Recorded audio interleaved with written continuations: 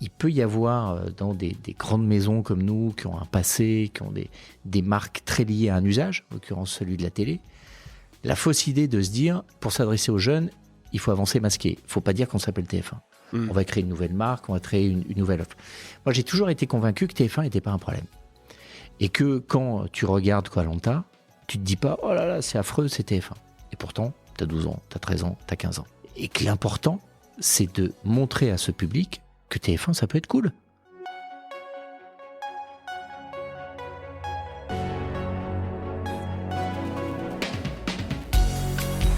Bienvenue dans Mediarama, le podcast du futur des médias. Je suis François Desfossés et chaque semaine, je rencontre des entrepreneurs, des têtes penseuses et des experts de la galaxie média. Ce podcast est proposé par Cosa Vostra, agence de conseil tech et créative. Retrouvez-nous sur cosavostra.com.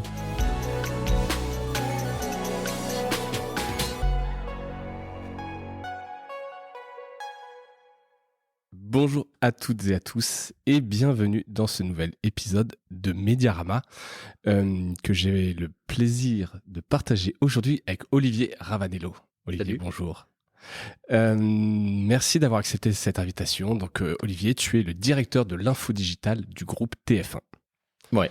C'est ça, c'est ton poste. Et je te reçois aujourd'hui parce que, alors pour plein de raisons, déjà on se connaît depuis quelques années de feu explicite dans lequel on reviendra dans cet épisode, mais surtout pour parler aujourd'hui de TF1, de l'info de TF1, puisqu'on est pile poil dans l'actualité. On enregistre le 27 et là en début de semaine, le 24 janvier, vous avez lancé TF1 Info.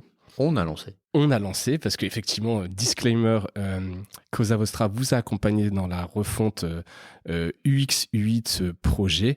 Un très beau projet et donc je pense que l'actualité était là, c'est important, c'est un beau projet, il y a pas mal de choses à dire et je voulais un peu profiter de cette actualité, ça fait quand même pas mal de bruit. Je sais pas s'il y a beaucoup de médias en France qui ont une belle caisse de résonance comme ça quand ils lancent un produit. À chaud comme ça, vous avez eu... c'est aussi, oui, il y a forcément toujours une attente quand TF1 fait quelque chose, parce que c'est un média important, on regarde ce qui s'y passe, et puis aussi parce que il y a quand même une force de frappe, de communication, de réseau, de communauté, et qu'on peut mobiliser, qui fait que, c'est repris. Pour un lancement, c'est vrai qu'en général, c'est accompagné, ouais. J'étais quand même assez impressionné, effectivement, c'est pas tous les jours quand on lance des sites qu'on a ce genre de reprise, donc il y a aussi le côté perso, Cosa Vostra, un peu une espèce de fierté, parce que t'accompagnes TF1, tu sens quand même que c'est une grosse machine, c'est du lourd, avec tout le respect que j'ai pour tous mes autres clients, tous les autres médias, etc. Il y a quand même un effet TF1 qui est indéniable. Alors pour parler un peu de toi, quand même, tu es un ancien journaliste. Alors même journaliste, tu es ancien journaliste. Journaliste un jour, journaliste toujours. Je pense. Rapide parcours en quelques mots. Correspondant à l'étranger, tu as couvert la guerre d'Afghanistan. Tu as eu des prix aussi, j'ai découvert ça en lisant ton profil.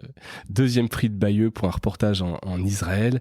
Tu as couvert aux US l'élection de George W. Bush. Tu as fait de la radio. Si je ne dis pas de bêtises. Ouais, j'ai commencé par la radio, en radio locale. Une super expérience. C'est des moments où tu peux te retrouver à devoir commenter en direct un match de pétanque de la Marseillaise. Donc la pétanque en direct, en 30 minutes. À la radio, quand t'as pas d'image. Il faut y aller, quoi. C'est un truc, ça forme. Surtout que t'as pas les noms des joueurs qui retentissent, que les gens connaissent, etc. Donc, j'imagine, c'est une bonne formation. Ouais. Puis, groupe TF1, un peu de Canal+, on y reviendra, iTélé, Explicite, TV5 Monde, et enfin, retour à la maison chez TF1 LCI, et aujourd'hui TF1 Info. Alors voilà, plus que ton parcours en lui-même, et peut-être on en parlera tout à l'heure un peu sur le côté ton aventure entrepreneuriale, tu as été entrepreneur avec Explicite, mais peut-être d'abord parler un peu de TF1, parce que c'est ça qui fait l'actu. tu peux nous dire les grandes évolutions au regard un peu de ce parcours que je viens de dire, au-delà de ton poste, mais toi, les grandes évolutions que tu as vues apparaître dans les chaînes d'information? Parce qu'on parle beaucoup des chaînes d'information ces derniers temps, CNews, on a parlé là rapidement de iTélé, mais il y a évidemment LCI. C'est quoi les grandes évolutions que tu as vues et qui ont fait qu'on a transitionné comme ça vers des médias d'opinion? La grande évolution, mais c'est un truisme, c'est la révolution de l'usage. Ce qui, moi, m'a toujours laissé un petit peu sceptique, c'était les discours qu'il pouvait y avoir autour de l'info digitale, autour de on réinvente l'info, on fait une info complètement différente. Au final, moi, j'ai toujours considéré qu'une info, c'était aller voir, essayer à peu près de comprendre et raconter. Et après que tu la racontes en écrivant, que tu la racontes en le disant, comme on est en train de le faire, ou en y ajoutant de l'image, que ce soit de la photo ou de la vidéo, grosso modo, voilà, tu as fait le tour à 360 des façons dont tu peux t'exprimer et raconter les choses. Ouais. Et on les retrouve sur le digital, de la même manière qu'on les retrouvait avant. Alors, la grande différence, c'est que tu peux les retrouver au même endroit. C'est-à-dire que sur un même site, sur une même plateforme, tu peux retrouver ces trois formes d'expression parce que les moyens de diffusion sont tellement plus simples que ce qu'on a connu auparavant, que la grande révolution, elle est là, elle est dans la diffusion. L'immédiateté, dans l'immédiateté, la simplicité de moyens aussi. C'est-à-dire que pour t'envoyer une vidéo aujourd'hui, j'ai pas besoin d'avoir une antenne parabole. Non. Bon, moi à l'époque où j'ai commencé à la télé, on partait en reportage, on tournait. Bon, ok, ça c'est quelque chose qui nous parle encore. Puis il fallait envoyer. Ouais. Et alors là, pour envoyer, tu allais à certains endroits, dans des villes spécifiques, où il y avait des bureaux. Sur le toit de l'immeuble, tu avais une énorme antenne parabolique qui, à un moment donné, pointait sur un satellite. Ce satellite renvoyait sur l'énorme antenne parabolique qu'il y avait sur le toit de TF1. Et puis, tu avais un créneau d'une dizaine de minutes pour envoyer ton image. Ah ouais, je connais pas bien ça. Si pendant ton reportage, tu étais à la bourre, tu avais raté ton créneau, pas de créneau, pas d'image, pas de reportage. Il n'y avait rien au sujet. Ouais. Tu avais travaillé pour rien. Donc, tout ça était d'une lourdeur absolue. Il y a même une anecdote que je raconte souvent à des copains pour les faire marrer là-dessus, c'est que une fois en Russie, on s'est même retrouvé à suivre Nicolas Vanier et on était au fin fond de la Sibérie, on n'avait pas de quoi diffuser. Et donc, on est tombé sur un type qui avait une télé locale et qui se trouvait être un ancien des services de renseignement militaire qui avait fait fortune en vendant des tanks dans l'ex-Yougoslavie à la chute de l'Empire russe, et puis qui avait acheté des médias. Et il était tellement content de voir les Français, il s'est mis en quatre pour nous aider. Et à un moment donné, il dit « Non, mais il n'y a pas de problème, allez-y. Il y a un tout petit village au fin fond de la Sibérie où vous pourrez envoyer vos images. » On dit « Non, c'est pas possible. C'est du matériel très spécifique. » Et puis on arrive dans un petit bureau qui avait été monté dans une salle désaffectée d'une école. Et puis là, il y a un mec, en effet, qui a un lecteur... et puis qui nous dit, c'est quoi les coordonnées GPS de votre satellite? Alors je lui dis, écoute, je sais pas, j'appelle à Paris, les mecs me disent, les coordonnées c'est ça, donc tu rentres des coordonnées satellites. Et il me dit, mais il nous demande de pointer sur quelque chose qu'on connaît pas, enfin c'est pas les satellites traditionnels. Et puis, non, c'est bon, on voit ton image, envoie, et puis on envoie le reportage. Bon, on a su par la suite qu'en fait, il s'était servi d'un pote qui lui avait mis à disposition un satellite militaire russe. L'espace d'une demi-heure. Donc tout ça est un folklore qui, évidemment, quand tu regardes aujourd'hui la facilité avec laquelle tu envoies un fichier vidéo quand tu es sur le terrain, qui n'a plus rien à voir. Qui n'a plus rien à voir. Mais au fond, le métier, ça reste le même. Le métier, c'est de voir des gens, c'est de les écouter, c'est de raconter leur histoire et de donner une information. Et sur le digital, moi, c'est toujours ça qui m'a passionné, c'est d'arriver à faire rentrer dans ces nouveaux usages, ce nouvel univers digital, toute la force, toute la richesse, toute la passion qui nous a animés quand on faisait ces reportages de cette manière-là. Et de garder ça, de garder cette force du journalisme et de pas tomber dans l'écueil qui peut être considéré que tout est un contenu, que tout est une data, que tout est un fichier et de perdre ce qui fait l'âme de ce métier. Ouais. C'est très clair. Et justement, peut-être sur le digital peut-être plus encore qu'à la télé ou où sur le print, on a une profusion d'informations, il y a eu de la presse gratuite, tout le monde quelque part est un peu un média, il y a des fake news, ce qui fait qu'il y a une perte de confiance. Tu as dû voir le baromètre là qui vient de sortir, 2022, le célèbre baromètre Kantar-Lacroix. 3-4 chiffres que j'ai sortis, donc il est vraiment sorti, je crois que c'est cette semaine. L'intérêt des Français pour l'information recule de 5 points à 62%. Celui des jeunes s'effondre pour atteindre seulement 38%. Seulement 44% des personnes interrogées estiment que les médias fournissent des informations fiables et vérifiées. 60, j'ai encore 2 chiffres et après je laisse tranquille, c'est pas de tout donner, mais ils étaient vraiment importants. 66% des moins de 35 ans s'informent via Internet. Donc là, vraiment, on est dedans. Et cet indicateur chute à 20% pour les plus de 35 ans. Ce qui témoigne de plus en plus d'un fossé générationnel croissant de ces pratiques informationnelles. Comment TF1 Info y répond avant qu'on parle vraiment de ce que c'est TF1 Info? Ces chiffres-là, tu les as bien en tête, vous les avez bien en tête. Comment vous y répondez? On y a répondu en se focalisant et en commençant par écouter les utilisateurs. Sur ce qu'ils attendaient de l'info. Tous te disent qu'ils n'en attendent pas plus. Ils l'attendent mieux apportée, plus simple, plus facile d'accès, plus rassurante. Il y a une angoisse générée par la complexité du monde, la rapidité du monde et la profusion d'informations qui va avec, auquel est venue se rajouter une couche depuis une dizaine d'années, de peur de lire, de regarder des contenus qui ont été trafiqués, manipulés, qui sont des fake news. Donc pour répondre à tout ça, on a essayé d'aller vers quelque chose de très simple, de très limpide, parce que dans la simplicité, il y a quelque chose de rassurant, y compris dans la navigation et dans l'approche du média et dans l'UX. Donc un UX simple, c'est aussi rassurant. La deuxième chose, c'est de jouer, de capitaliser sur la marque d'information qui est TF1, sur la rédaction qui est derrière. Et en gros, plus il y a de journalistes, plus tu as quand même la certitude que cette information, elle a été fabriquée, qu'elle n'a pas été récupérée, tordue, exploité, ça, tu parles interprété. Pour le lecteur ou pour vous, d'une manière générale, quoi. Pour le lecteur. Pour le lecteur. Donc c'est important qu'ils sentent qu'il y a des gens derrière.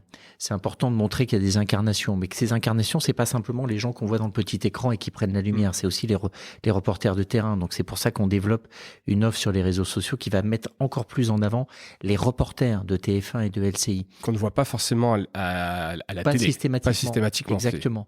Et de montrer que ce sont des gens qui vont sur le terrain et qui font leur métier. Chez les plus jeunes, cette dimension authenticité, elle est toujours extrêmement forte et extrêmement payante. Et peu importe que tu sois connu, en fait. En revanche, la sincérité de ta démarche, l'authenticité, le fait d'aller sur le terrain, ça, c'est des choses qui sont extrêmement payantes.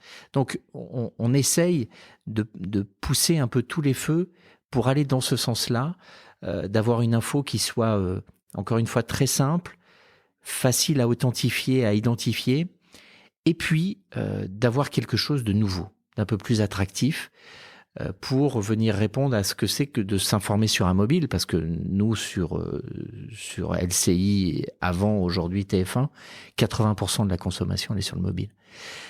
Sur un mobile, tu veux de la réactivité. Ça rejoint ta première question sur comment est-ce que les choses ont évolué. Moi, j'ai commencé dans une chaîne d'info qui s'appelait LCI, et où c'était la première chaîne d'info. L'information en continu, en France, elle n'existait pas. Et au début, j'étais au tout début d'LCI, on nous disait, oh là là, mais alors de l'info toute la journée, mais alors comment vous faites pas vous répéter, être en pas boucle, vous répéter. Bah si, les on se sujets. répétait, c'était pas grave. Mais cette dimension de à tout moment je peux m'informer, elle était révolutionnaire à l'époque. Aujourd'hui, ça nous fait marrer parce que avec un push dans ta poche, t'es tout le temps connecté à ce qui se passe. Ouais. Là, c'est une révolution. Ah bon, à tout moment, je peux allumer une télé et voir ce qui se passe. Ah, c'est fou, à 2h de l'après-midi, à 4h, j'ai pas besoin d'attendre 20h. C'était dingue. Donc, aujourd'hui, cette fonction d'info en continu, c'est le digital qui l'apporte. Oui. Donc, il faut être là-dessus. Ça, c'est le prérequis. Il faut être réactif, il faut être présent, il faut être sur le news. Mais il faut permettre d'aller plus loin. Parce qu'il y a d'autres moments de consommation qui sont pas les mêmes. C'est des moments où tu vas être un peu plus posé. C'est des moments où, parce que tu vas avoir plus de temps, tu vas pouvoir déclencher une vidéo. la regarder. Puis à d'autres moments, tu vas même pouvoir la regarder et l'écouter. Ouais. Et tous ces usages-là, il faut arriver à les intégrer pour répondre à ces moments d'actu qui ne sont pas les mêmes. Et d'avoir un support qui te permette d'embarquer tout ça. C'est clair. En termes de production, j'aimerais juste bien comprendre. On va revenir sur TF1 Info, mais donc toi, tu es directeur de l'information digitale. Il y a une rédaction chez TF1 de l'info ou est-ce qu'il y a une rédaction digitale? Il y a une rédaction télévision. Elles sont séparées, elles travaillent ensemble.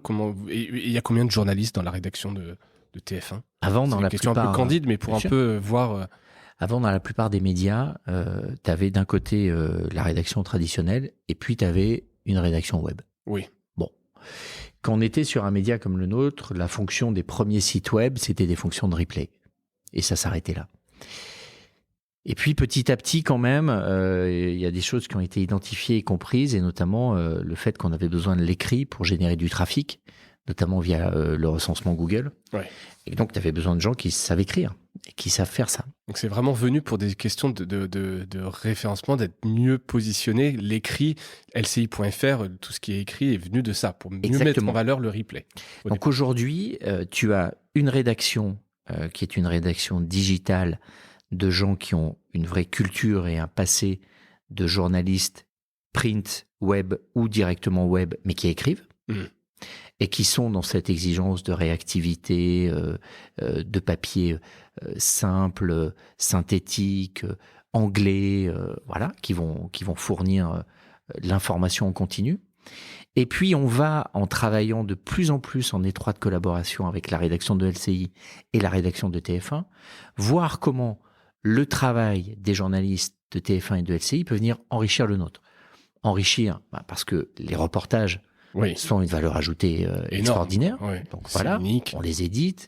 Et il faut aller vers quelque chose qui est une expérience d'info quand tu es sur une page article complémentaire. C'est-à-dire que le texte qui est le script de la vidéo, tu es quand même au niveau 0 et ça marche plus et ça marche pas. Donc on a une synergie qui fait qu'aujourd'hui, au conf de rédaction de TF1, tu as quelqu'un du web qui anticipe ce que prépare le 20h, ce qui nous permet, nous, de déclencher des articles, non pas identiques, mais sur la même thématique, qui va proposer un petit temps complémentaire. Tu vas avoir un reportage qui va te parler de, je sais pas moi, le dernier rebondissement de la crise en Ukraine entre Biden et Poutine.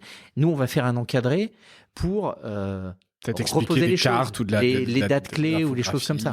Ou inversement, tu vas avoir un reportage dans lequel tu auras un témoignage très fort, mais parce que les formats sont ce qu'ils sont, on en aura gardé peut-être 30 secondes à l'antenne.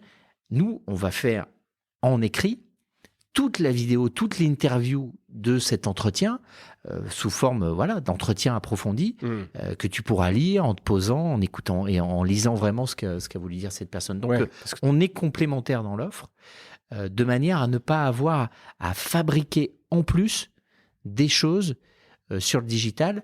La seule chose qu'on va fabriquer en plus, vraiment en natif, ça va être des choses pour les réseaux sociaux, parce que là, pour le coup, tu as une écriture, des formats qui doivent être propres. Oui, quand tu parlais tout à l'heure justement de ces nouveaux journalistes qui incarnent sur les réseaux sociaux, eux, ils ont leur propre écriture, ils reprennent pas forcément de contenu.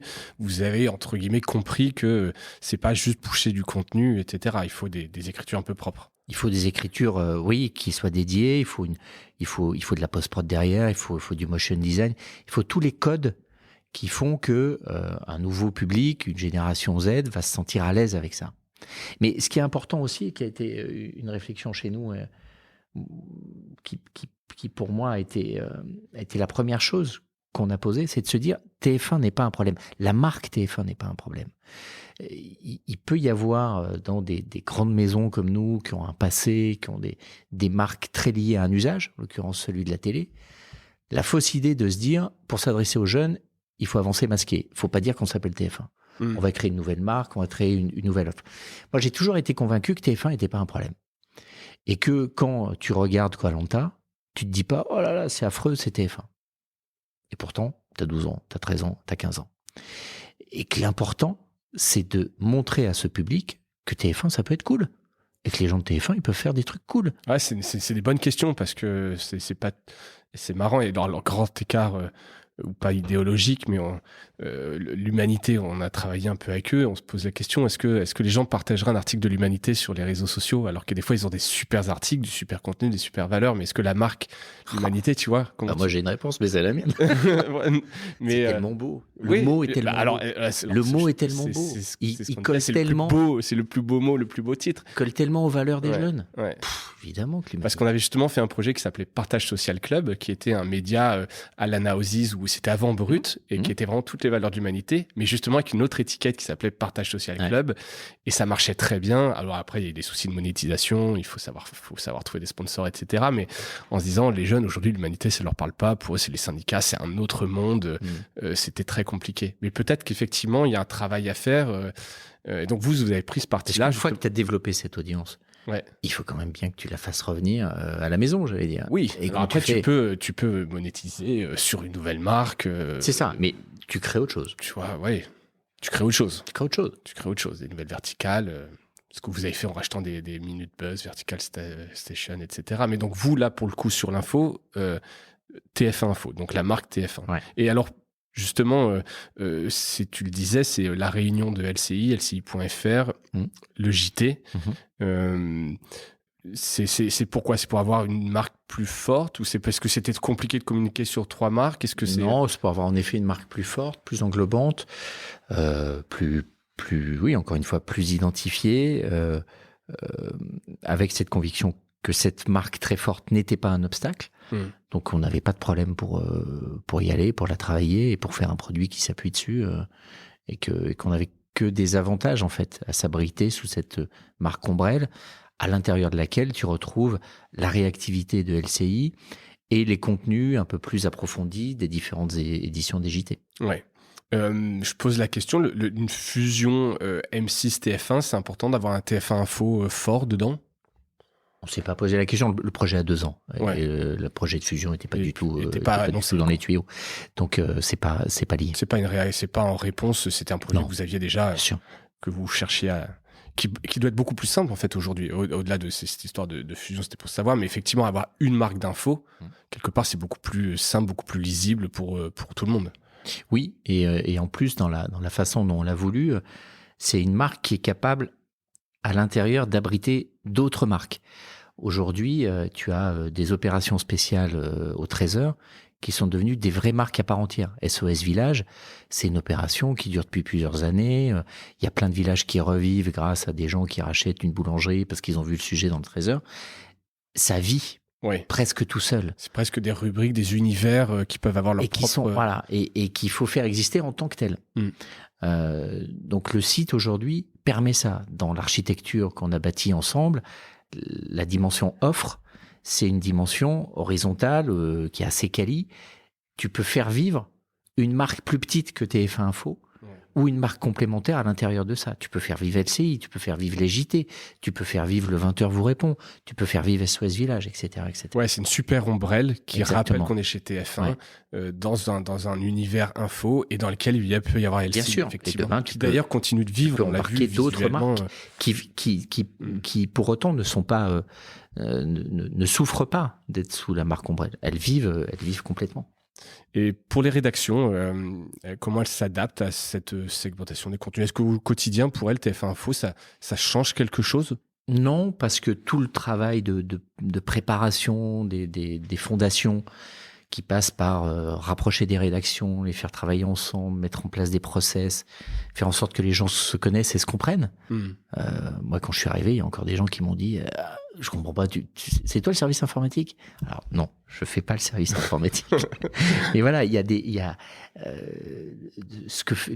c'est quoi le web, c'est quoi les réseaux sociaux, tout ça c'est le digital.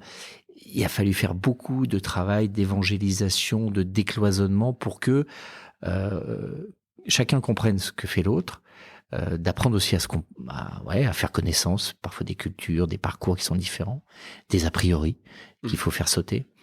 Et tout ça, ça a mis du temps, mais là, c'est en train de se décanter. Donc, il y a le travail que font les vérificateurs, par exemple, ça se fait complètement à 360 aujourd'hui.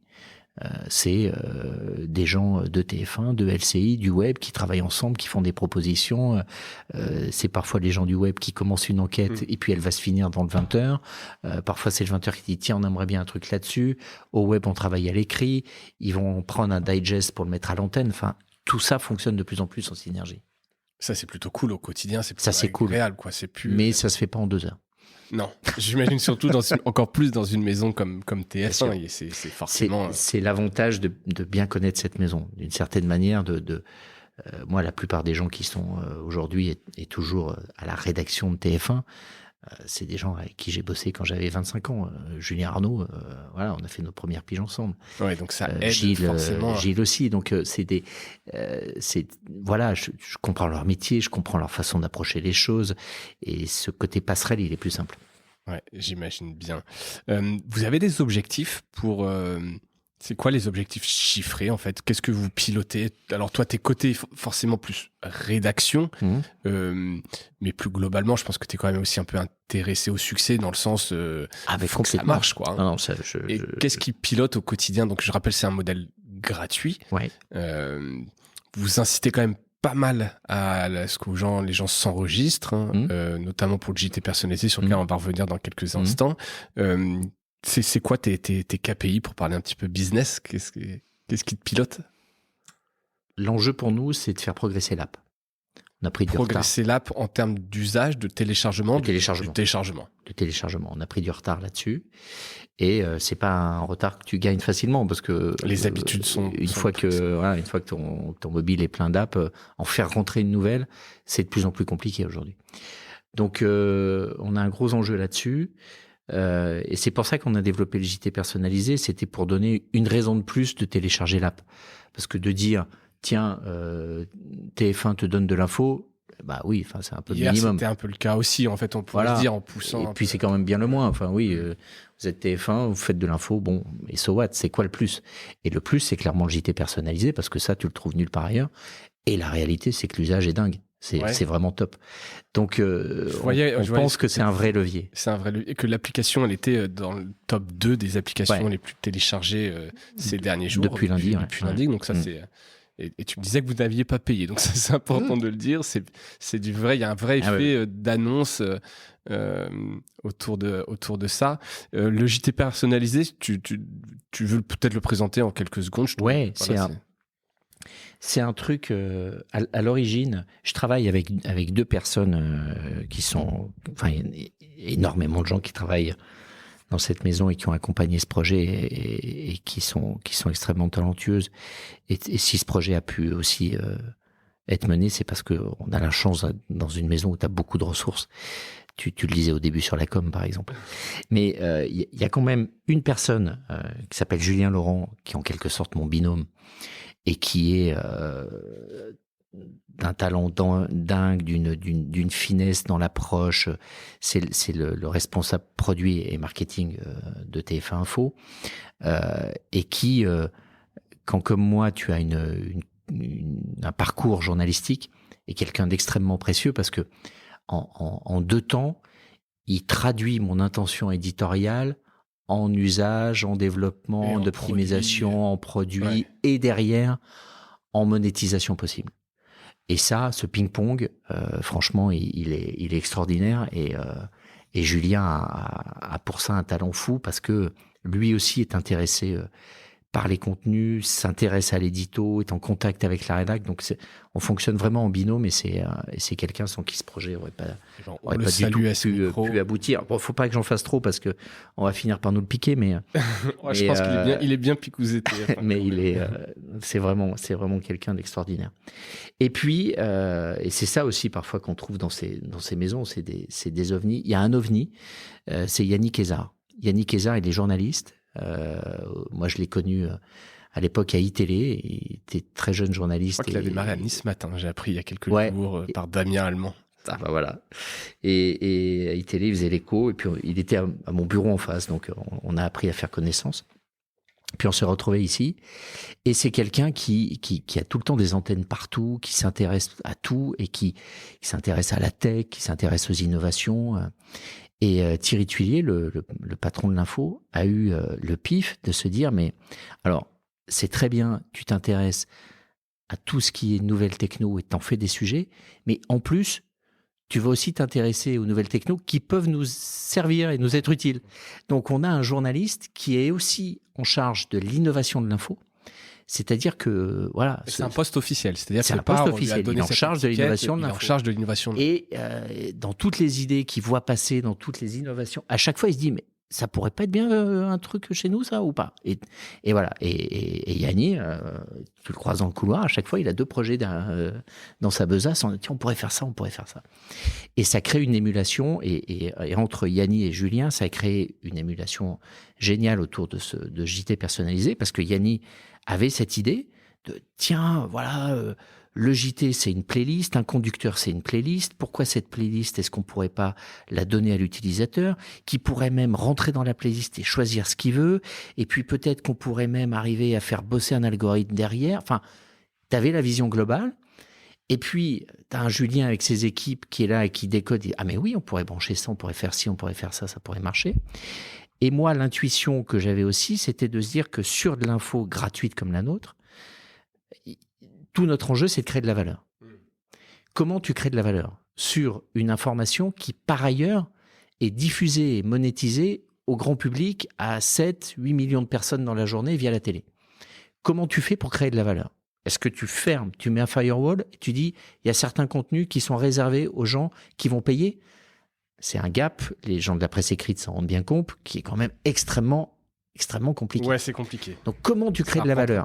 Et mon feeling, ma conviction, c'était de me dire, on va créer de la valeur par l'usage. Pas par une approche stricto contenu ouvert, contenu fermé. Parce que si j'ai un super contenu, ça veut dire que je ne le donne pas à Gilles Boulot pour son 20 heures. C'est quand même touchy quand même. Ouais. Bon. Surtout que dans un premier temps, je vais avoir quoi? 10 000 abonnés? Donc j'ai une exclue de dingue. Ah, elle est réservée à 10 000 abonnés, les amis. Versus mais Gilles ne vous en parlera pas dans le 20 heures. Les quelques millions qui sont sur le JT. Bah, c'est ça, on n'y est encore pas là. Oui, je pense. Donc c'était plus de se dire, il y a un usage. Quand tu penses à ce qu'est un 20 heures, c'est un usage qui dure depuis des années et qui est très simple. En une demi-heure, je te synthétise ce qu'il fallait pas rater. Et ça peut te suffire. Oui, ça coule les sujets importants. Voilà. Éditorialiser, choisir, ranker. Voilà. La proposition qu'on fait aux gens, c'est voilà, en une demi-heure de votre temps, ce qui est déjà beaucoup, vous aurez une vision assez large de ce qui se passe dans le monde, à l'étranger, en France, près de chez vous. Voilà. De renouveler, de régénérer cet usage. Comment est-ce qu'on pourrait faire? Ça peut être, qu'est-ce qui peut se passer en une demi-heure de différent? Ce qui peut se passer en une demi-heure de différent, c'est d'avoir quelque chose qui ne te parle que de tes centres d'intérêt direct, des choses qui sont près de toi, qui te concernent vraiment. Voilà. Et comme ça, on crée de la valeur. Et voilà, à nous 3, l'émulation est partie et on a convaincu. Où, grosso modo, pour expliquer le process, tu t'onboardes quelques centres d'intérêt et voilà. Quand tu te connectes, ça te crée une playlist, donc des sujets du JT, mais pas que, donc de tous vos... des sujets du 13h, du 20h, du week-end, sachant LCI. Que toi, je ne sais pas si tu regardes le 13h. Non, moi non plus. Je regarde plus la télé. Avant de revenir à TF1 à 13h, voilà, quand tu es dans un certain rythme de vie, tu prends pas forcément une demi-heure pour regarder le JT, c'était plutôt public du 20h, mais inversement, il y a des gens qui regardent à 13h et qui, le 20h, le sont un peu moins. Et pourtant, il y a dans le 13h plein de sujets qui m'intéressent. Ah, mais c'est évident. Voilà. Et ça peut être un sujet parmi les 10, 2 sujets parmi les 15, etc. Et que je ne verrai pas. En choisissant tes centres d'intérêt, en choisissant une zone géographique que tu peux définir toi-même. Donc moi, par exemple, en JT personnalisé, c'est Marseille. Parce que j'aime bien Marseille. Ouais. C'est pas Boulogne-Billancourt. J'ai l'information autour de 25 thèmes que j'ai choisis. Donc, tu peux en mettre que 3 ou 4. Si tu veux faire une approche très magazine, tu peux décider que tu veux que les sujets qui touchent les nouvelles technos, les voyages, le patrimoine, la gastronomie et ce qui se passe autour de Marseille. Bon, et quand j'ouvre ça, moi, j'ai une proposition très mag, pas du tout dans du news, très lifestyle, et qui me va parfaitement, et où je retrouve des longs sujets super beaux du 13h, des enquêtes du 20h. Voilà, j'ai un truc qui ressemble à rien. C'est mon journal. Il me ressemble vraiment. Et je ne rate rien de la production de TF1. Et tu as l'impression quand même de remplir le contrat d'information. Le mec n'est pas trop dans sa bulle, justement, en faisant ça. Et non, parce qu'à tout moment, tu as un onglet au-dessus, toute l'info pour vous, qui a été bien pensé par des mecs qui font du design. Et donc, tu passes de l'un à l'autre. Donc, tu peux jouer face à le côté exhaustif, ouais, voilà. C'est ça. Donc, sur toute l'info, tu as tout. Ouais. Tu as la crise en Ukraine, tu as le Covid, tu as les dernières déclarations d'un tel et d'un tel. Et puis, à un moment donné où tu as envie d'être un peu plus à la cool parce que tu as un quart d'heure, paf, tu te mets dans Pour vous, tu déclenches ton JT personnalisé, et puis tu peux te voir 3 à 4 sujets qui sont à coup sûr des sujets qui vont te plaire. Ouais. Ça, c'est pas mal. Et ça, c'est quand même sympa. Ouais. Et ça pourrait évoluer, ce produit. Vous avez des idées d'évolution? Parce que donc là, c'est des sujets très JT. Est-ce qu'on pourrait imaginer tu connais cette start-up israélienne Weebits qui fait de la vidéo un peu à la volée? Est-ce qu'on pourrait imaginer demain d'autres types d'infos, du podcast mis sous forme de vidéo, j'en sais rien, d'autres formats pour enrichir un peu ce JT personnalisé, ou on reste vraiment de l'idée un JT, un présentateur, un reportage, un truc un peu bien monté? Nous, on est dans cette approche-là dans un premier temps parce que c'est une matière qui est extrêmement qualitative. Oui, c'était ça, ce côté un peu JT, c'est quand même très bien monté. Et à l'intérieur du JT, tu as des formats qui sont de plus en plus différenciés. Tu as le format d'info qui va faire 2 minutes, mais dans un JT, aujourd'hui, tu as des 5, tu as des 6 minutes, qui sont du vrai mag, comme tu peux en voir parfois dans des magazines découvertes, mais ramenés sur un temps un peu plus court. Donc tu as une variété d'écriture qui fait que tu peux... Il n'y a pas le côté répétitif de la news. Oui. Dans tous les sujets, encore une fois, en ce moment... on a Michel Izard qui prépare une série au Botswana. Il va faire des 12 minutes tous les jours pendant une semaine au Botswana. Donc, tu pars complètement en voyage. Et puis, à côté de ça, tu auras une enquête sur l'insécurité dans les campagnes qui aurait été faite pour le 20h ou des sujets sur le pouvoir d'achat. Donc, selon ce que tu vas choisir, tu vas vraiment découvrir la variété des narrations que nous faisons déjà dans nos différentes éditions, mais que tu perçois peut-être pas parce que tu es fidèle à une édition. Le 13h raconte pas du tout les choses de la même manière que le 20h. Et le week-end a une patte aussi encore différente. Donc, cette variété-là, ça nous permet quand même d'avoir déjà énormément de richesse. Okay. Après, d'y intégrer du podcast ou d'autres choses, pourquoi pas, mais déjà, l'enjeu de TF1 Info, c'est de valoriser sur le digital tout ce qu'on produit par ailleurs, parce que des rédactions de 300 journalistes, on n'a plus beaucoup aujourd'hui. 300 journalistes, c'était ma question de tout à l'heure. 300 journalistes, non, il n'y en a pas 10 en France. Non, il n'y en a pas 10. C'est des belles rédactions. Juste alors, une question tout simplement à partir là-dessus. Vous produisez plus ou moins qu'avant en termes de news vous avez plus, c'est stable ces 300 journalistes? Oui. Est-ce que vous produisez plus ou moins? Parce que je pense toujours au monde où on s'est dit, le marché, qu'il fallait peut-être moins de news, mais des meilleures news. Et donc, c'était une campagne de pub à un moment du monde qui disait qu'il recrutait des journalistes et qui produisait moins, tu vois, plus de qualité. Est-ce que vous avez été dans ce mouvement-là à produire moins mais mieux, ou non, c'est pas un truc qui vous a spécialement animé? Non, il y a des évolutions qui ont eu lieu, mais alors au fil du temps, à l'intérieur des rédactions pour l'antenne, parce que, encore une fois, si on revient au temps que les moins de 20 ans ne peuvent pas connaître, il y a une période où quand tu partais en reportage, on partait à 4. Il y avait quelqu'un qui faisait le son, puis on avait un autre qui faisait l'image, puis il y avait un monteur qui était là, puis tu avais le type qui racontait les choses. Aujourd'hui, les équipes, c'est assez régulièrement des équipes de 2. Donc le dimensionnement des rédactions a pu changer, mais le nombre de sujets est toujours le même. La durée des JT se raccourcit pas, elle a même plutôt tendance un peu à grandir à certains moments, parce que les audiences sont là et parce que aujourd'hui les audiences des JT restent extrêmement fortes. Ouais, ça on l'a bien vu.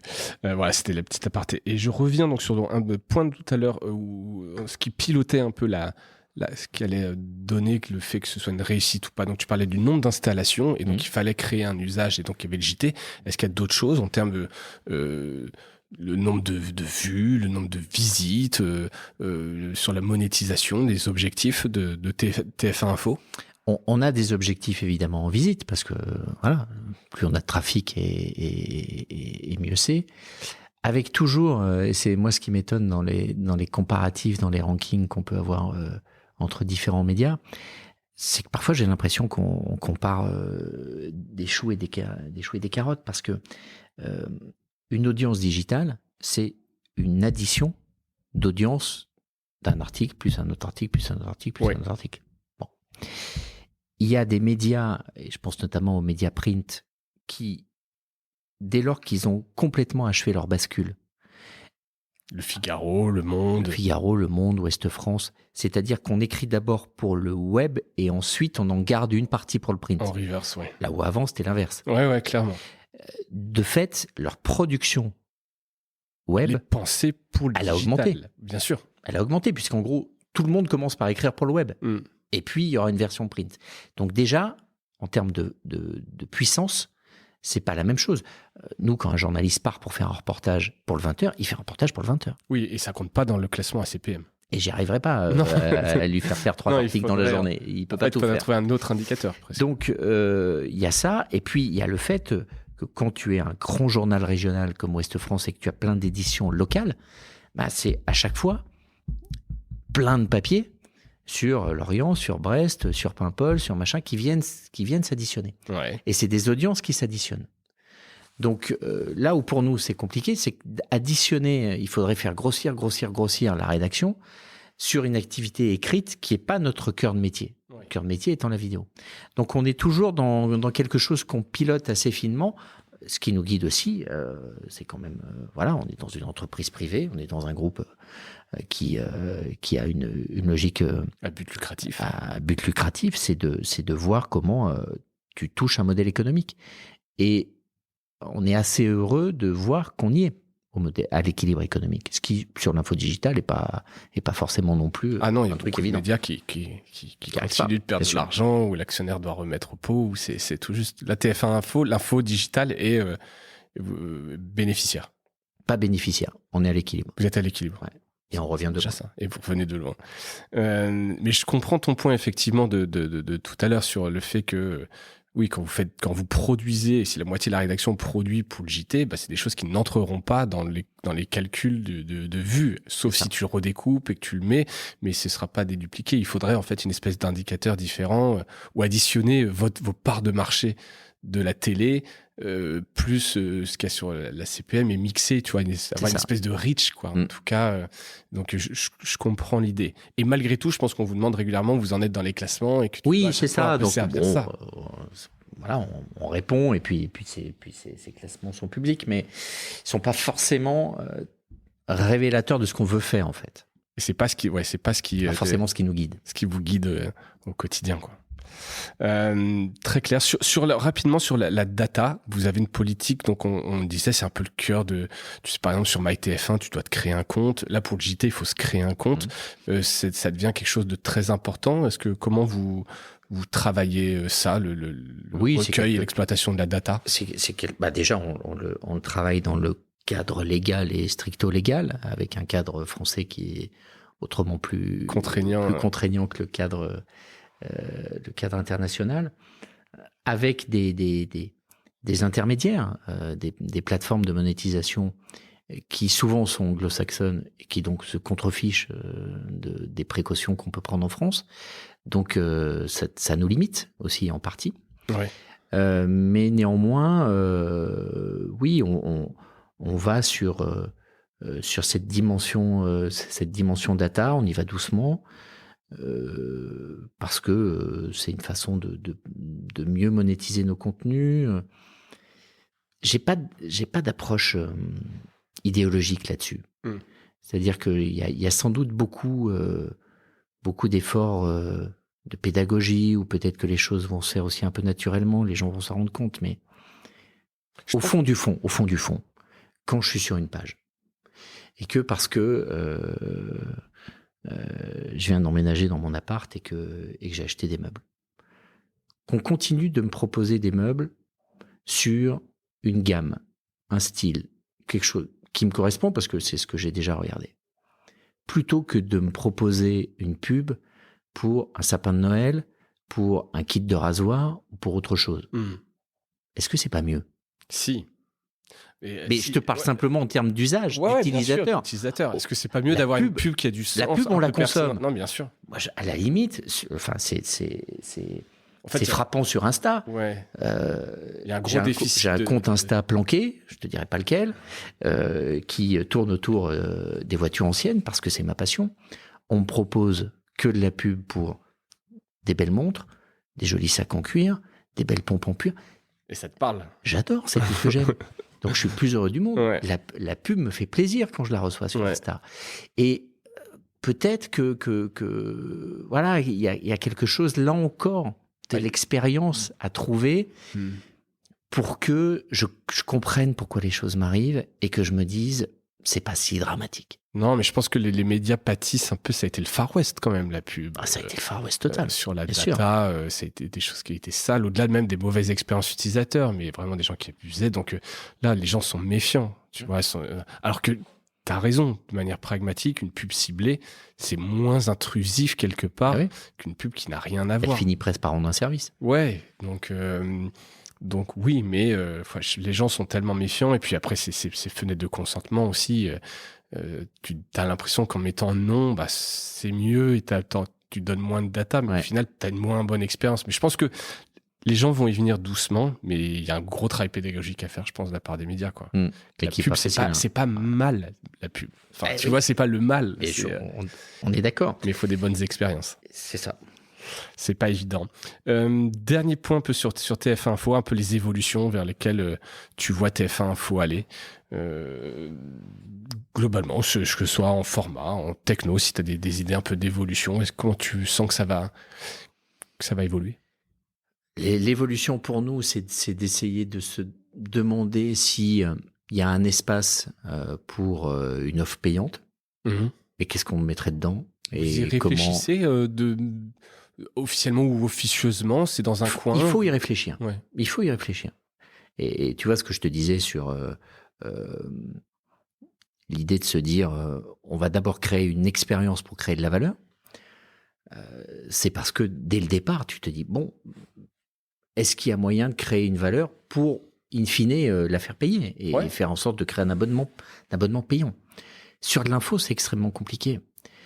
Aussi parce que t'es sur un média qui est censé donner l'info la plus large. On n'est pas dans une proposition d'exclusivité en permanence. On n'est pas dans une newsletter pour spécialistes. On est tout le contraire. Ouais, donc il y a un socle commun. Le Monde, ils sont pas dans une. Enfin, c'est possible. En fait, c'est cette dichotomie, c'est que TF1, c'est, on va dire, le JT, c'est gratuit, c'est au plus grand nombre. Tu le disais. Et c'est vrai que tu te dis faire payer la même chose, même si c'est un peu différent, les gens vont pas comprendre. Alors que j'ai l'impression que sur des médias comme Le Monde, Le Figaro, Le Point, peu importe, les gens ont compris que maintenant il fallait payer. Mais il y a des choses à... Oui, mais parce que le papier était payant. Parce que tu retrouves un usage existant d'avant. Donc en fait, tu retombes sur tes pattes et ça fait sens pour le print. Vous allez peut-être avoir plus de boulot à faire encore. C'est ça. Qu'est-ce que tu peux proposer? Est-ce que tu peux proposer... encore une fois, c'est de l'expérience. Est-ce que je serais prêt à payer pour voir des sujets plus tôt? Je sais pas. Franchement, j'ai pas de certitude là-dessus. Est-ce que je serais prêt à payer pour voir des bonus? Est-ce que je serais prêt à payer pour voir de l'analyse de certaines signatures qui sont dans cette maison et qui peuvent te proposer des papiers super pointus? Je sais pas. En tout cas, on peut pas se permettre de ne pas y réfléchir. Non. Donc on y réfléchit. Est-ce que ça débouchera forcément? C'est bien trop tôt pour te le dire. Bon, écoute, on suivra ça en tout cas. Longue vie à TF1 Info. Quand même, c'est un beau projet animé d'une belle passion de l'équipe. Donc, Je peux parler de toi un moment? Bien sûr. Enfin, de toi, de Cosa? Ouais, de Cosa Vostra, je t'en prie. Je vais pas parler que de toi, mais peut-être que ceux qui nous écoutent font évidemment appel à des agences, à tout ça. Et je voulais partager l'intérêt qu'il y a à trouver une agence qui pense comme toi. Parce que souvent, tu peux avoir une première approche où tu vas sélectionner une agence sur un rendu, sur une proposition, sur un projet. Et je l'avais déjà vu avec Explicit, mais je m'en suis encore plus rendu compte avec ce projet-là, que ce qui compte en fait, c'est pas tellement ce qu'on va te proposer à l'appel d'offres, parce que tu sais très bien que dans 2 ans, c'est pas ça que tu vas faire. Oui, Le truc va changer, tordu dans tous les sens. C'est pas ça. Mais c'est de sentir si tout de suite, on pense pareil. Et ce que j'ai trouvé super avec vous, c'est que, je le pressentais déjà, mais j'en ai vraiment eu la confirmation durant ces 2 années, c'est qu'il y avait la même approche des choses. Vers où on veut aller et cette capacité d'une agence à comprendre ce que tu as dans la tête, au fond, mais même à comprendre un peu de la façon dont tu abordes les choses, c'est absolument fondamental. Et si tu te plantes pas là-dessus, le reste, c'est que des décisions, des oui, des non, de la co-construction. Et il n'y a plus de sujet, en fait. Il n'y a plus rien. Et voilà, peut-être qu'il faudrait que vous, lorsque vous répondez à des appels d'offres, vous arriviez tous les mains dans les poches et qu'on passe juste du temps à faire connaissance et à se dire, en fin de compte, on est pareil. Allez, viens, on va bosser ensemble. Et ça suffit. Je suis assez d'accord avec toi. Tu sais, c'est la difficulté. Alors déjà, merci parce que ça me fait vraiment plaisir et on a ressenti ça, c'est très mutuel. Après, ça va faire trop l'épisode publicité. C'est pas l'idée. Non, mais c'est pour ça, c'est une généralité. J'ai essayé de tirer. Voilà, et c'est très bien. Mais tu sais, sur les appels d'offres, c'est vraiment souvent le piège parce qu'on a déjà perdu des appels d'offres parce que ce qu'on a proposé, le livrable, plaît pas instantanément au client. Et en fait, comme il s'identifie à ça, il voit pas qu'en fait, c'est juste une vue d'artiste en lui disant, voilà notre capacité de réflexion. Et puis, c'est un exemple d'un rendu. Et c'est le piège parce que tu peux passer beaucoup de temps, le perdre, alors que, en fait, c'est la méthode, c'est les humains, c'est la capacité de dialogue et de compréhension qui est le plus important. Et t'as raison, il faudrait pouvoir arriver sans rendu en disant, parlons-nous, apprenons à nous connaître, et puis si ça fit, forcément on trouvera. Regardez, on a su faire des choses avec d'autres clients, etc. Je vais tester les mains dans les poches, les prochains appels d'offres. Tu te tiens au courant, ça me fera marrer que tu me racontes. Et je te tiens au la courant. tête du client. Exactement. Et écoute, dernière partie, je voulais qu'on revienne rapidement sur Explicit parce que c'était une belle aventure. Alors je sais pas si tout le monde s'en souvient, mais si tu peux nous parler un peu en quelques minutes de cette aventure qui faisait suite à iTélé. On pourrait presque faire un épisode dessus, évidemment, c'est pas l'objectif, mais donc t'étais chez iTélé à l'époque du rachat par Bolloré. Ouais. Ça se passe très mal, je sais pas si ceux qui écoutent ce podcast se souviennent, il y a eu des grosses grèves, donc iTélé qui est devenu CNews, vrai média d'opinion, donc une grosse partie de l'équipe d'iTélé suite à la grève décide de monter un média. Tu peux à partir de là me raconter en quelques minutes. Il va falloir que je synthétise, ça va pas être simple. Ouais, parce que ça a duré. Et c'est drôle parce que on se refait une bouffe ce soir avec ceux qui ont les fondateurs de Explicit, l'entreprise, la version 2. Donc on a gardé des relations très fortes parce que ça a été une aventure humainement dingue. On s'est retrouvés. Si tu veux, à l'origine, Explicit, c'est un geste. C'est pas un projet entrepreneurial au départ. C'est une réaction. C'est qu'on est à peu près une centaine à être dehors. Et puis, tu sais, dans le milieu des médias, tu as une sorte de mercato qui se fait un peu dans la télé, mois d'avril, où les gens changent, on recrute, on refait des grilles, etc. Et là, de mémoire, je crois qu'on devait être fin octobre, début novembre. Et on se dit, qu'est-ce qu'on va faire ? Et puis, j'étais sur Twitter. Et pareil, un peu comme le JT personnalisé, je regarde Twitter et en fait, en télé, un conducteur télé, c'est sur un écran une série de lignes de différentes couleurs où il y a une petite vignette qui te montre la première image du sujet, le titre du sujet, et puis tu passes d'un sujet à l'autre au fur et à mesure, tu peux le prendre, le remonter pour changer l'ordre, etc. C'est une playlist. Bon. Et je regarde Twitter, je me dis, en même temps, c'est une playlist, quoi. C'est un conduc. Ouais. Si on crée un compte et que sur ce compte, on se dit, on ne va publier que des produits finis et on fait de la vidéo. On n'a pas de moyens, donc on va faire de la vidéo avec un téléphone. On va monter ça un peu. Mais journalistiquement, dans l'approche, on garde le même niveau d'exigence qu'avant. Et on publie ça. En fin de compte, on pourrait peut-être avoir un média. On n'a pas besoin d'avoir une télé pour faire du journalisme. On peut diffuser, ça coûte et on moins peut cher. Diffuser, ça coûte rien. Ouais. Et puis voilà. Donc derrière tout ça, tu vois bien qu'il n'y a aucune réflexion sur un modèle économique, une structure. Je réunis les potes, je leur envoie un mail, on se retrouve à 50 au Trinquet, feu le Trinquet, sur les quais là, qui maintenant a changé. On est dans la salle du Trinquet où il y a toujours le truc du jeu de paume. Et je leur dis ça. Et puis Ouais, il y en a plein qui me disent, ah ouais, tiens, c'est marrant, c'est une bonne idée. Ouais, t'as raison. Et je leur dis, bah écoutez, on lance le truc, vient qui peut, vient qui veut, et puis on verra bien où ça nous mène. On verra bien où ça nous mène, j'aurais dû y réfléchir un peu avant. Mais donc, on part comme ça. Pour faire simple, on crée une association. Et au début, c'est une association loi 1901. On fait un crowdfunding pour avoir un peu de quoi acheter, un peu de matos et tout ça. Les premiers voilà. frais. Ouais. Et puis, on se dit, on va continuer dans l'élan un peu qui était le nôtre. Parce qu'il y avait un vrai élan quand même. Ouais, il y avait une sorte de baroud d'honneur. Ouais. Il y avait un côté baroud d'honneur. Bon, voilà, on a dû partir alors qu'on voulait pas. Dur, donc ça vous a rapproché. On va rester jusqu'au bout. Il y a une élection présidentielle qui arrive aux États-Unis. Il y en a une autre. On va quand même pas la regarder à la télé. Donc allez, on va quand même vous la raconter jusqu'au bout. Pour voilà. Encore une fois, il y avait un truc qui relevait du baroud. Ouais. C'est ça. Et puis on part là-dessus. Ça rencontre une adhésion de plein de gens qui trouvent ce projet super, qui participent au crowdfunding. On récolte 150 000 €, c'est quand même pas rien. Ouais. On crée ça, tu as une communauté de près de 100 000 qui se fait assez vite. On fait un peu de bruit parce qu'on sait faire. Et voilà. Et puis on commence à faire des formats. On fait des lives, on fait des sujets, on fait des sujets de 20 minutes, on part sur la route, on fait plein de trucs. Et des super formats, quoi. Et des formats qui... Le contenu était bon. Qui sont... Le contenu d'explicite. T'as des mecs, c'est tous des pros de l'image, donc ils savent faire, si tu veux. Et puis, en même temps qu'il y a ça qui se met en route, je me dis, il faut peut-être réfléchir à la suite. On fait quoi? Est-ce que ça peut devenir un vrai média? Et comme à cette époque, j'ai pas d'expérience entrepreneuriale, je me rapproche de quelqu'un qu'on me recommande. C'est Axel Docher qui me dit, tiens, j'ai bossé avec un type super bon. Il s'appelle Simon Balderou. Il était avec moi chez Deezer. Il connaît bien tous ces sujets de médias, monétisation des trucs.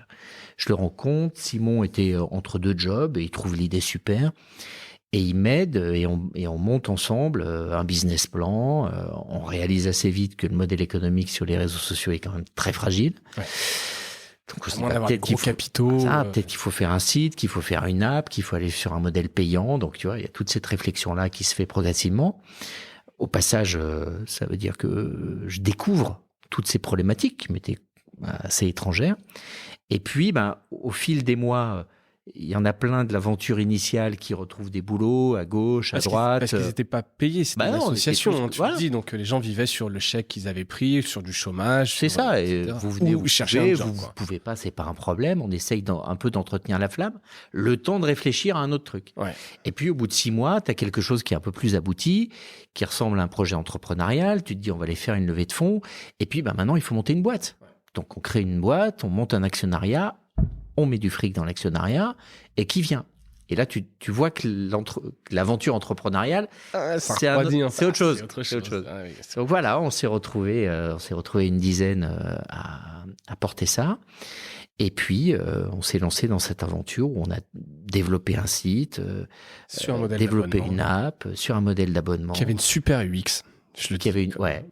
Explicite, c'est une belle app, quoi. Ouais, c'était une belle app. Chouette. Alors pour le coup, c'est une autre boîte qui s'appelle B2Moro, qui est à Bordeaux, qui nous avait aidés.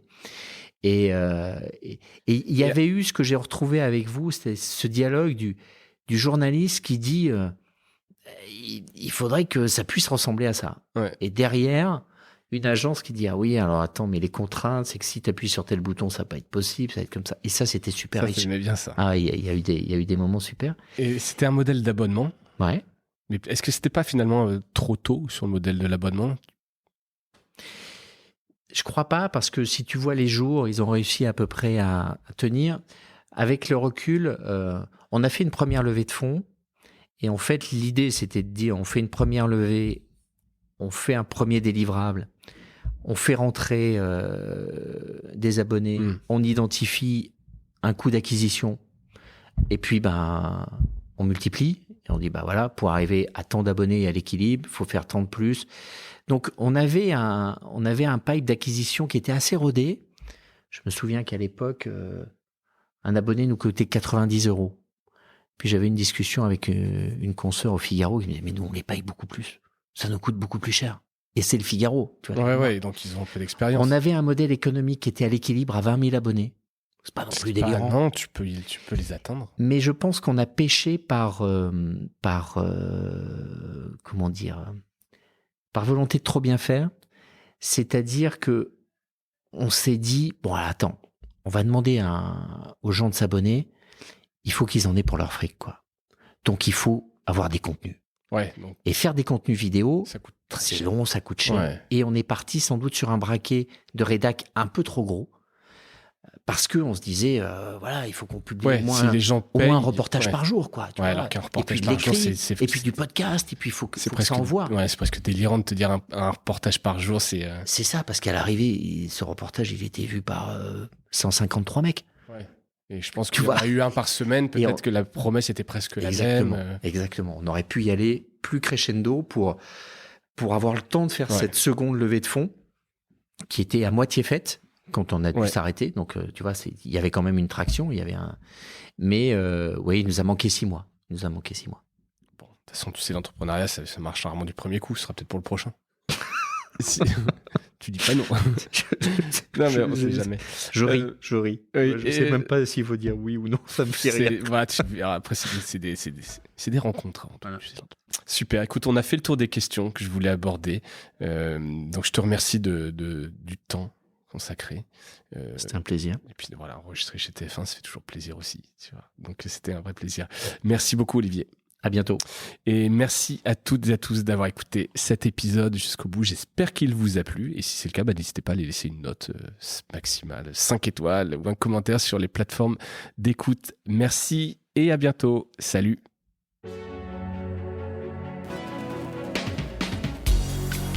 Voilà, Mediarama s'achève. Si cet épisode vous a plu, n'hésitez pas à le liker et le partager. Et puis, si vous souhaitez être accompagné par notre agence Cosa Vostra, contactez-moi par mail mediarama@cosavostra.com. Portez-vous bien.